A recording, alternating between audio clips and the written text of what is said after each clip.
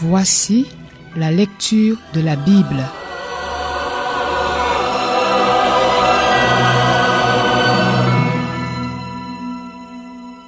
Genèse, chapitre 13. Abraham remonta d'Égypte vers le Néguev avec sa femme et tout ce qui lui appartenait. Lot était avec lui. Abraham était très riche en troupeaux, en argent et en or. Il se rendit par étapes du Néguev jusqu'à Béthel, jusqu'à l'endroit où était sa tente au début, entre Béthel et Haï, là où se trouvait l'autel qu'il avait fait la première fois. Là, Abraham fit appel au nom de l'Éternel. Lot, qui voyageait avec Abraham, avait aussi des brebis, des bœufs et des tentes. La région ne suffisait pas pour qu'ils habitent ensemble. En effet, leurs biens étaient si nombreux qu'ils ne pouvaient plus rester ensemble. Il y eut une dispute entre les bergers des troupeaux d'Abraham et les bergers des troupeaux de Lot. Les Cananéens et les Phéréziens habitaient alors dans le pays. Abraham dit à Lot, « Qu'il n'y ait donc pas de dispute entre toi et moi, ni entre tes bergers et les miens, car nous sommes frères. Tout le pays n'est-il pas devant toi? Sépare-toi de moi. Si tu vas à gauche, j'irai à droite, et si tu vas à droite, j'irai à gauche. » Lot leva les yeux et vit que toute la plaine du Jourdain était entièrement arrosée. Avant que l'Éternel n'ait détruit Sodome et Gomorrhe, c'était jusqu'à Tsoar, comme un jardin de l'Éternel, comme l'Égypte. Lot choisit pour lui toute la plaine du Jourdain et se mit en route vers l'est. C'est ainsi qu'ils se séparèrent l'un de l'autre. Abraham s'installa dans le pays de Canaan, tandis que Lot s'installait dans les villes de la plaine et dressait ses tentes jusqu'à Sodome. Les habitants de Sodome étaient mauvais et péchaient beaucoup contre l'Éternel.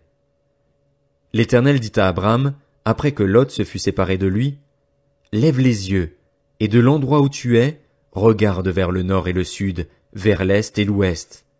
En effet, tout le pays que tu vois, je te le donnerai à toi, ainsi qu'à ta descendance pour toujours. Je rendrai ta descendance pareille à la poussière de la terre, de sorte que, si quelqu'un peut compter la poussière de la terre, ta descendance aussi sera comptée.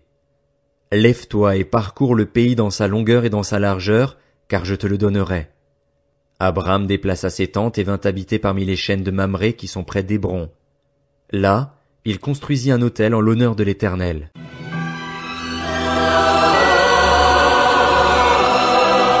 C'était la lecture de la Bible.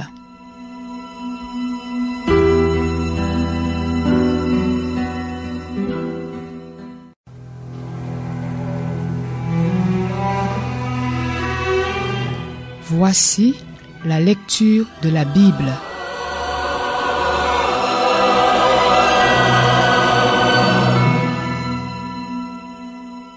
Genèse, chapitre 14. Durant leur règne, Amraphel, roi de Shinéar, Arjok, roi d'Elassar, Kedorlaomer, roi d'Élam, et Tidéal, roi de Gojim, firent la guerre à Béra, roi de Sodome, à Birsha, roi de Gomorrhe, à Shiméab, roi d'Adma, à Sheméber, roi de Tseboïm, et au roi de Béla, c'est-à-dire Tsoar. Ces derniers s'étaient tous rassemblés dans la vallée de Sidim, c'est-à-dire la mer morte. Pendant 12 ans, ils avaient été soumis à Kedorlaomer, mais la 13e année, ils s'étaient révoltés. Cependant, la 14e année, Kedorlaomer et les rois qui étaient ses alliés se mirent en marche et bâtirent les Réphaïm à Ashteroth-Karnaïm, les Uzim à Ham, les Émim à Shavé-Kirjataïm et les Horiens dans leur région montagneuse de Séhir jusqu'aux chênes de Paran qui se trouvent près du désert. Puis ils repartirent, vinrent à En-Mishpat, c'est-à-dire Kadès, et bâtirent les Amalécites sur tout leur territoire, ainsi que les Amoréens installés à Hatzatson-Tamar. Alors les rois de Sodome, de Gomorrhe, d'Adma, de Tseboïm et de Béla, c'est-à-dire Tsoar, s'avancèrent. Ils se rangèrent en ordre de bataille contre eux dans la vallée de Sidim, contre Kedorlaomer, roi d'Élam, Tidéal, roi de Gojim, Amraphel, roi de Shinéar, et Arjok, roi d'Elassar. Ils étaient 4 rois contre 5. La vallée de Sidim était couverte de puits de bitume. Le roi de Sodome et celui de Gomorrhe prirent la fuite et y tombèrent. Le reste s'enfuit vers la montagne. Les vainqueurs s'emparèrent de toutes les richesses de Sodome et de Gomorrhe et de toutes leurs provisions, puis ils s'en allèrent. Ils s'emparèrent aussi avec ses biens, de Lot, le fils du frère d'Abraham, avant de s'en aller. C'est qu'il habitait à Sodome. Un rescapé vint l'annoncer à Abraham l'Hébreu. Celui-ci habitait parmi les chênes de Mamré l'Amoréen, un frère d'Eshcol et d'Aner. En effet, ils avaient fait alliance avec lui. Dès qu'Abram apprit que son neveu avait été fait prisonnier, il arma 318 de ses plus braves serviteurs, nés chez lui, et il poursuivit les rois jusqu'à Dan. Il divisa sa troupe pour les attaquer de nuit avec ses serviteurs. Il les battit et les poursuivit jusqu'à Koba, qui est au nord de Damas. Il ramena toutes les richesses. Il ramena même son neveu Lot avec ses biens, ainsi que les femmes et le peuple. Lorsqu'Abram revint de sa victoire sur Kedorlaomer et sur les rois qui étaient ses alliés, le roi de Sodome sortit à sa rencontre dans la vallée de Chavé, c'est-à-dire la vallée du roi. Melchisédek, roi de Salem, fit apporter du pain et du vin. Il était prêtre du Dieu Très-Haut. Il bénit Abram en disant « Qu'Abram soit béni par le Dieu Très-Haut, le Maître du ciel et de la terre. Béni soit le Dieu Très-Haut qui a livré tes ennemis entre tes mains. » Abram lui donna la dîme de tout. Le roi de Sodome dit à Abram « Donne-moi les personnes et prends pour toi les richesses. » Abram répondit au roi de Sodome « Je le jure, la main levée vers l'Éternel, le Dieu Très-Haut, le Maître du ciel et de la terre. Je ne prendrai rien de tout ce qui t'appartient, pas même un fil ni un cordon de sandales, afin que tu ne puisses pas dire « C'est moi qui ai enrichi Abram. » Il n'y aura rien pour moi, sauf ce qu'ont mangé les jeunes gens et la part des hommes qui m'ont accompagné, Aner, Eshcol et Mamré. Eux, ils prendront leur part.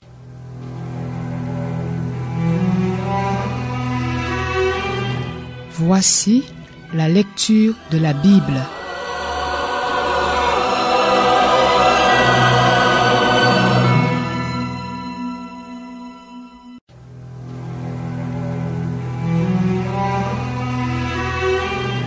Voici la lecture de la Bible.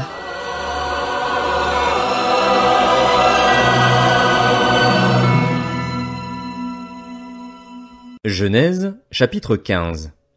Après ces événements, la parole de l'Éternel fut adressée à Abraham dans une vision. Il dit, « Abraham, n'aie pas peur, je suis ton bouclier et ta récompense sera très grande. » Abraham répondit, « Seigneur Éternel, que me donneras-tu ? Je m'en vais sans enfant, et l'héritier de mes biens, c'est Eliezer de Damas. » Abraham dit, « Tu ne m'as pas donné de descendance, et c'est un serviteur de ma famille qui sera mon héritier. » Alors l'Éternel lui adressa la parole. « Ce n'est pas lui qui sera ton héritier, mais bien celui qui naîtra de toi. » Après l'avoir conduit dehors, il dit, « Regarde vers le ciel et compte les étoiles, si tu peux les compter. » Il lui affirma, « Telle sera ta descendance. » Abraham eut confiance en l'Éternel, qui le lui compta comme justice. L'Éternel lui dit encore, « Je suis l'Éternel qui t'ai fait sortir d'Ur en Chaldée pour te donner ce pays en possession. » Abraham répondit, « Seigneur Éternel, à quoi reconnaîtrai-je que je le posséderai ?» L'Éternel lui dit, « Prends une génisse de 3 ans, une chèvre de 3 ans, un bélier de 3 ans, une tourterelle et une jeune colombe. » Abraham prit tous ces animaux, les coupa par le milieu et mit chaque morceau l'un vis-à-vis de l'autre, mais il ne partagea pas les oiseaux. Les oiseaux de proie s'abattirent sur les cadavres, mais Abraham les chassa. Au coucher du soleil, un profond sommeil tomba sur Abraham, et voici qu'il fut assailli par la terreur et une grande obscurité. L'Éternel dit à Abraham, « Sache que tes descendants seront étrangers dans un pays qui ne sera pas à eux. On les réduira en esclavage et on les opprimera pendant 400 ans. Cependant, la nation dont ils seront esclaves, c'est moi-même qui la jugerai, et ils sortiront ensuite avec de grandes richesses. Quant à toi, tu iras dans la paix rejoindre tes ancêtres, tu seras enterré après une heureuse vieillesse. Ce n'est qu'à la 4e génération qu'ils reviendront ici, car la faute des Amoréens n'est pas encore à son comble. » Quand le soleil fut couché, il y eut une obscurité profonde, et un four fumant et des flammes passèrent entre les animaux partagés.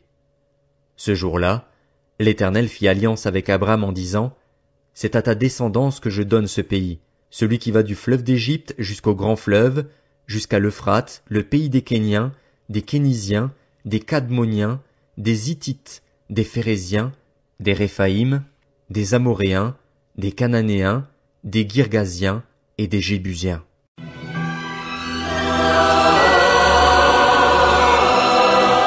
C'était la lecture de la Bible.